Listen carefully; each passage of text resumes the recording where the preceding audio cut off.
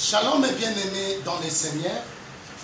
Partout où vous continuez kolanda ba vidéo, il y a humble serviteur, le prophète Jérémie Kabamba. Oyebi na kotani na likambu moko lobi sama étonné. Eza na ndeko moko ya mwasi auti poto ayaki vacances na Kinshasa. Tango ye akomi na Kinshasa aza famille na ye eza na Lemba. Sera bandi kolela mutu. Bake na en hôpital mutu ezosila te. Sera komi kolela na zomona batu. Mobali na ya parti ya poto abengi nga bi prophète. Voilà eloko ya arrivé na vie ya mwasi na Ghana Afrique. Bapesi nga adresse na zwi mutu kambangu na komi na esika mwande ko mwasi azalaki. Tangu na simbiye na mutu na kutaza ko s'agiter penza comme un fou. Mais na simbiye j'ai commencé à prier. Seigneur, c'est quoi?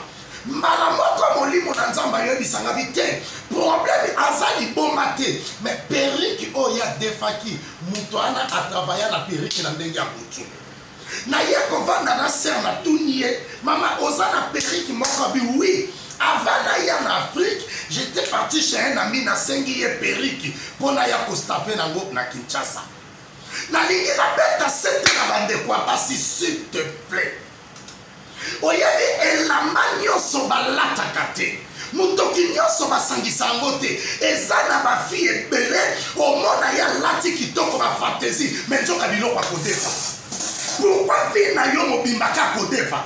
Eza na batu mususu soki adefite esimba te. Est-ce que pereki ya muto yo akodefa ebe kadam na ye?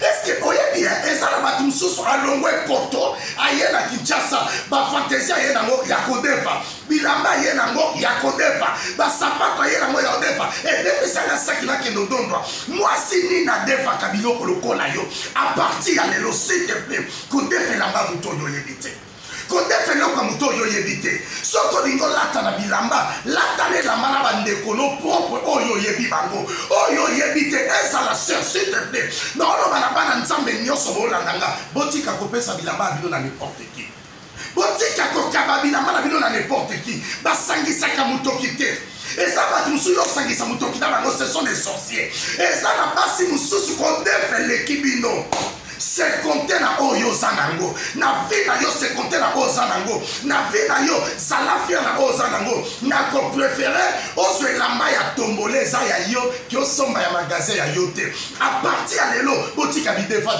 eza ba film so defa ti ba poudre faux d'été moninga etanga faux d'été oh moi ça sonne le quoi non na monate basa ko defa bilamba basa ko defa baninga basaki ba mama boyo kanga muto yebite ko defise lamba note soki se rana kufanga kufa nikola moningo ya kenda odefa musupa okozo eloko na ke ko travailler à partir de lobo panta message boy bisabato ba defaka voya lobi esili lata ya yo lia ya yo boti ko defa bilamba ba boti ko defa biloko abatu oyebi muto adefa kaze esclave ya muto azo defise c'est le prophète Jérémie Kabamba 081 375 25 yo mwasi lolendo menzo kabilambo la ti odefa exemple là-bas, il va nous faire des familles dans la bilamba, solité. Oh, des familles dans notre parfait. Parfait. Il y a que personne moi parfait dans ça solo. Est-ce que va partager un parfait, va partager un poudre, va partager un mafuta, ta botika bilo kwana. Oui, vie na yo, muto yo déficit la moitié d'état d'âme et que le Seigneur Dieu vous bénisse 081 375 27 94. Tika kodefa bilamba ba tous ces compter na boya yo. Que le Seigneur Dieu vous bénisse.